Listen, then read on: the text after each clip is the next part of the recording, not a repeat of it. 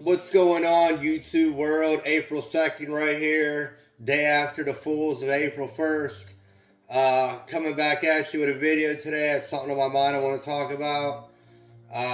Besides the whole Liberation Day, breaking news is Elon Musk is getting ready to step down from Doge. Not feeling really too happy about that. Not that he's stepping down, but I'm not too happy about the millions of people's data he now has in his hands and stepping down from a supposed government role, now going back into the private sector with millions of people's data. I don't feel good at all about that in the hands of him. Which I'll get back to in a second.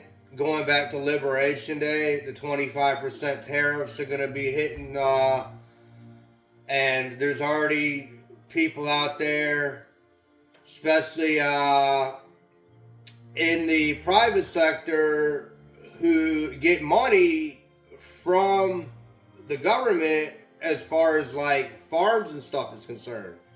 So their whole issue is they're saying that they can't take one crop hit. One crop hit's going to put them out of business, which means Trump's going to have to do what he did last time. And what Trump did last time is, a lot of people don't remember, is they ended up having to bail out the farmers. And that's what's going to happen again. They're going to have to bail out the farmers.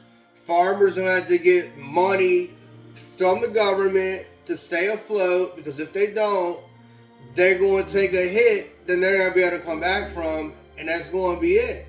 So these are really going to be shaky and scary times for a lot of people out here.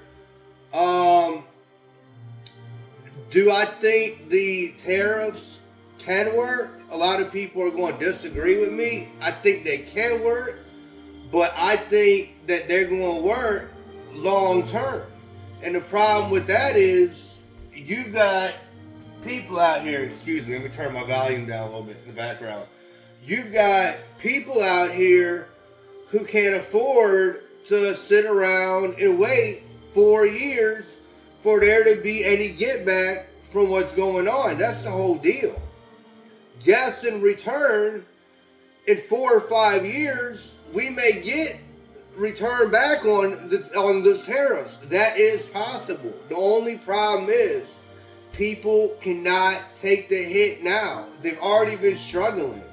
People have been struggling for years now. Their rents up through the window. I know in my area, people are paying like $1,400 a month for a one-bedroom apartment. It's crazy. Groceries are high. Gas is still high. Eggs are still high in my part of the world. I don't know about where you are, but they're still high, a lot higher than they were before, and gas is going back up. So now you want people to take a hit on when they're already struggling, they're already hurting.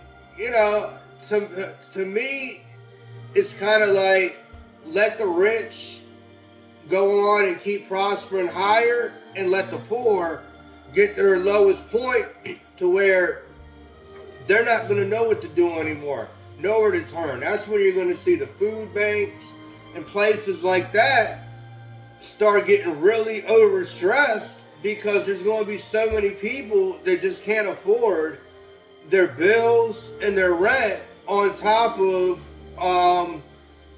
everything else going on they're paying for with these tariffs that are going to hit for who knows how long. And these tariffs are going to hit everything. They're going to hit car manufacturing. They're going to hit food. They're going to hit pretty much everything. Housing, everything's going to go up because of the parts. And they talk about Trump saying he doesn't care if the auto companies have to charge more for the cars, because he wants cars made in America. That's all fine and dandy. The only problem is it's going to take years to build manufacturing plants in America. And if people remember the Olympics in Beijing, it literally looked like it was nighttime in the daytime over there because of all the smog from all the factories. Is that really what we want to sacrifice to supposedly have everything made here in America? To where our air quality is so freaking terrible, you can't even go outside for a certain period of time? You don't want that here. So, people got to look at each side of the coin. Just because one side you're looking at seems all shiny, the other side maybe have no reflection to it at all and very dull. And I really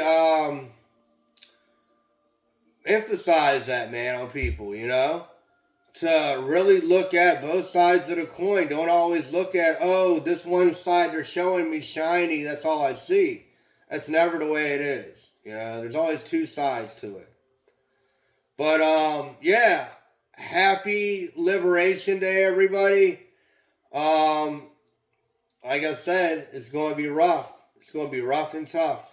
So buckle up, and I'll talk to you guys later. And please like, share, and subscribe. I appreciate the new subscribers. It really helps out. And I'll see you guys later on today. Take care, and it's good being back.